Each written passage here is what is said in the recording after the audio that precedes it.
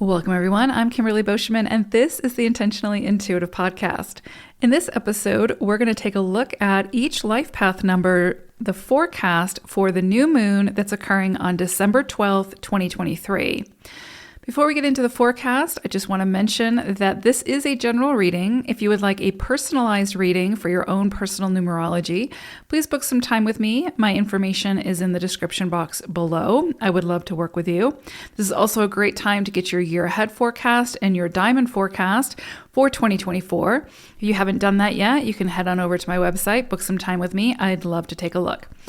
All right, let's go ahead and dive in. Life path number 7. So you all are going to be working with the energy of the 11-2 around this new moon, as well as seahorse energy. So this is really serene, really magical type of energy. With the 11-2, let's talk about that first. With the 11-2, this is about inspiration and being an inspirational leader. And the 11-2, that energy will sort of push you to step into that.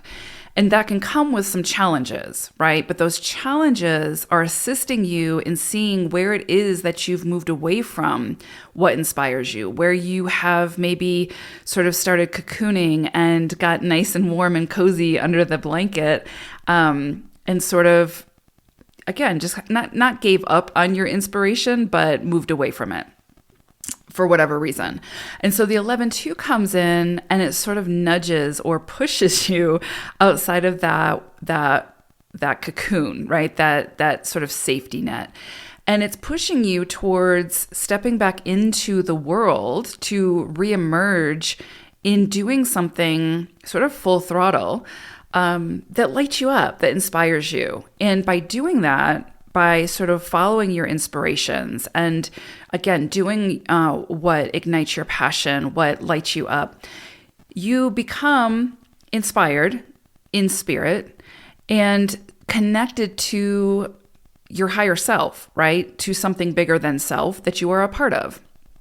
And what's interesting about this is when we are inspired, when we are doing something from the place of inspiration, we by default, just from our presence, just from our vibe, our energy, we inspire others to do the same, to follow their inspiration, to do what inspires them.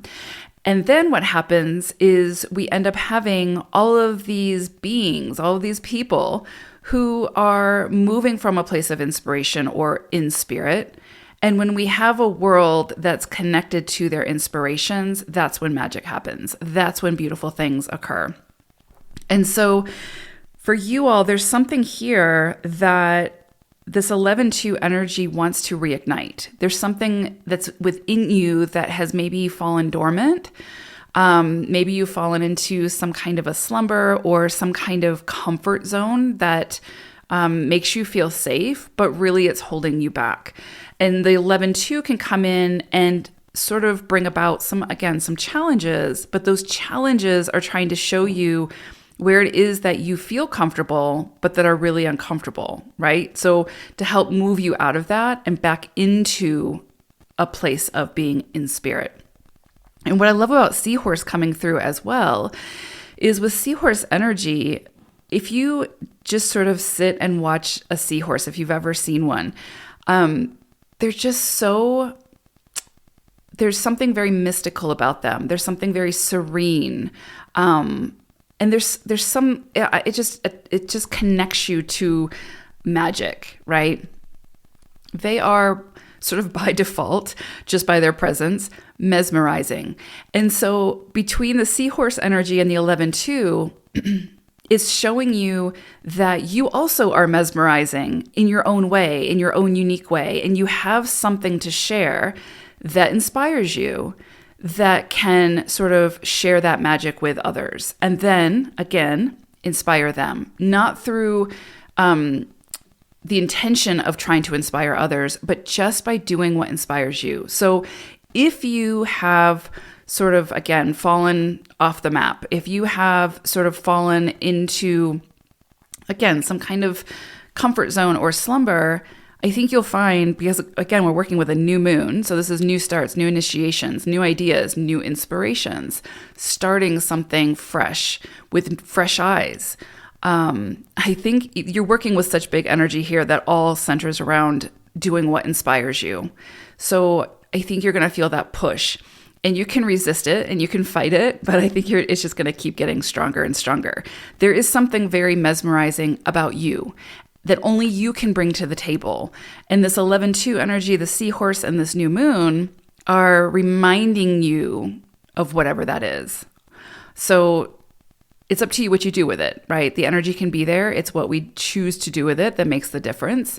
But I'm willing to bet there's something within you that there's a flicker, a flame that wants to grow, that wants to be reignited. And it's up to you what you choose to, how you choose to do that, right? The other thing I would say about with seahorse is there's something nurturing here. There's something that you are meant to create, and then nurture, and then see it through to completion, no matter how long that takes. As long as there's still that magic within it, right? As long as you still feel inspired by it, as long as it still calls to your heart, that's going to be really important. But it's sort of like your little egg that only you can nurture, that only you can see through to the hatching, right? And so whatever this is, nurture it and stick with it and see it through to completion, no matter how difficult, no matter how long it takes. And don't give up on it, whatever it is, as long as it inspires you. So incredibly beautiful, magical energy around this new moon for you all sevens. I love this. And what I love about this also is because, 2023 is a 7 universal cycle. And so we're, of course, coming to the completion of that cycle. With mid-December, right? We're getting close to entering into 2024. And so I just think that closing out the year with this new moon and seahorse energy and the 11-2 energy is saying, get back in there, get back in the game, get back into, I don't want to use the word game because nobody wants to play the game. Get back into what lights you up. Get back into, find your mojo and, step back into that spotlight. So anyway, I love that this is coming through for you all, especially now as we close out 2023. And this is a great time also, sevens, to just take another look at, what you've done this year, what you've contributed into this world. How do you feel about that? Are there things that you wish you would have done that you haven't? And can you pick that back up? And again, find the magic within it. Because you are the magician, and so you bring the magic, and without you, it's not going to happen. So whatever it is, whatever your little egg is that you need to nurture and see through to hatchling phase, get back to it, do it, make it happen. So, all right, sevens, I hope it's a magical new moon. Take care. Bye for now.